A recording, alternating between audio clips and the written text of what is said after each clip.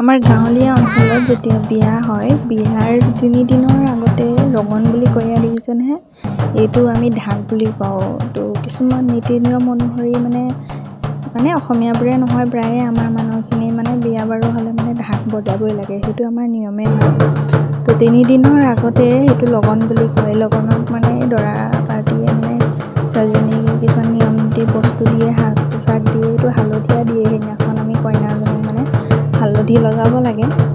হালধি লগালে হালধিয়াই কৰে, হালধি কাপোৰ নিয়মমতে দিয়ে। তাৰপৰা বহুতখিনি নিয়ম কৰে। তাৰপৰা সেইখিনি নিয়ম প্ৰথমতে দৰা ঘৰৰ মানুহখিনিয়ে আহি সেইখিনি কৰি ল'ব।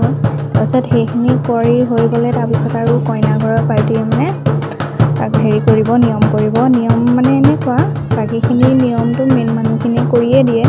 তাৰপিছত কি হ'ব, আমি চুমাব লাগে, চুমা বুলি কয় আমাৰ ভাষাতে সেইটো। তো সেইটো কি কৰিব লাগে, কাঁহী এখনত যিটো চাউল থাকিব, পাণ দুখিলা থাকিব, সেই পাণ চাউল কাঁহৰ কাঁহীত থাকিব আৰু। তাৰপিছত সেইটো আমি যেনেকৈ ভগৱানক যেনেকৈ আৰতি কৰোঁ তেনেকুৱা সেই কলহৰ ফালে আৰতি কৰিব লাগিব। তাৰপৰা চুমাব লাগিব, যেনেকৈ চাকি গছত ধুনীয়াকৈ সেক দি আকৌ কইনাজনীক গালত দিব লাগিব। তাৰপিছত আৰু কইনাজনীকো চুমাব লাগিব। তাৰপিছত এয়াই দেখিছেনে, লাইন লাগি যায় আৰু সেই পাৰ্টি হ'লে এই পাৰ্টীয়ে চুমাব। চুমাই মেলি চবেই এটা এটাকৈ চুমাই থাকিব আৰু আমি চুমা বুলি কয় যে, সেইটো কাৰণে মই চুমা বুলিয়ে ওলাইছে আৰু।